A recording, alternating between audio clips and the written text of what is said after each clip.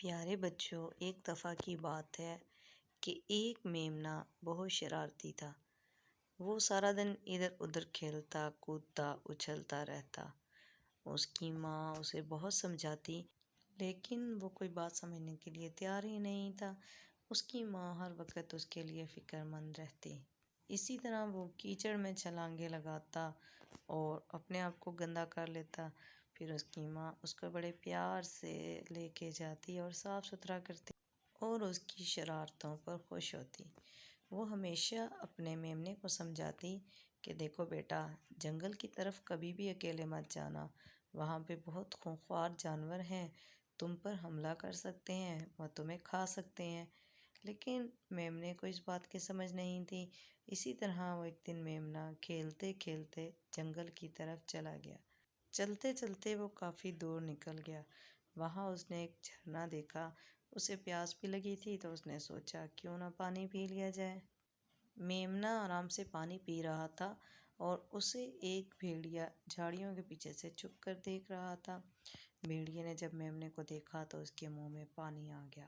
اس نے کہا کہ آج تو بہت اچھا کھانا ہوگا۔ بھیڑیا جھاڑیوں سے باہر نکل آیا۔ میمنہ بھیڑیے سے بے خبر آرام سے پانی پی رہا تھا تو بھیڑیا میمنے کے بالکل پاس آ کر کھڑا ہو گیا اور اس سے بولا کہ تم نے سارا پانی گندا کر دیا، اب میں کیسے پانی پیوں گا؟ میمنہ بہت سمجھدار تھا۔ میمنے نے جواب دیا کہ پیارے بھیڑیے، میں پانی کیسے گندا کر سکتا ہوں؟ پانی تو آپ کی طرف سے میری طرف آ رہا ہے۔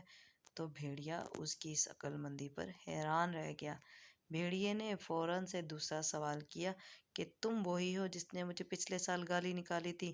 تو میمنہ ڈر گیا۔ اس نے کہا کہ حضور، میں تو پچھلے سال پیدا ہی نہیں ہوا تھا۔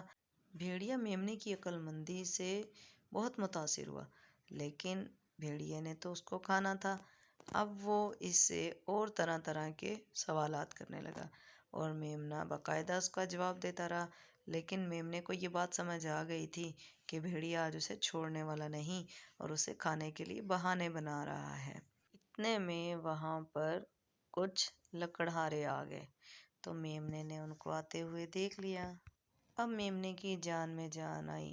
اسے یقین تھا کہ وہ لکڑہارے یہاں آئیں گے اور وہ بھیڑیے کو بھگا دیں گے۔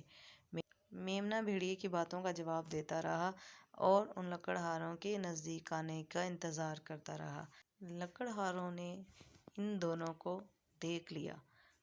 انہوں نے کہا کہ یہ بھیڑیا تو اس چھوٹے سے معصوم میمنے کو کھا جائے گا۔ انہوں نے فوراً سے آگے بڑھ کر بھیڑیے کی خوب پٹائی کی اور بھیڑیے کو وہاں سے بھگا دیا۔ میمنے نے خدا کا شکر ادا کیا اور دل میں توبہ کی کہ آج کے بعد وہ کبھی بھی اپنی ماں کو بتائے بغیر کہیں نہیں جائے گا۔ میمنہ فوراً سے اپنے گھر کی طرف بھاگا اور جا کے اس نے اپنی ماں کو ساری بات بتا دی اور اپنی ماں سے معافی مانگی کہ آج کے بعد وہ کبھی بھی اس طرح نہیں کرے گا۔ ہاں تو بچوں، آج کی کہانی سے آپ نے کیا سیکھا؟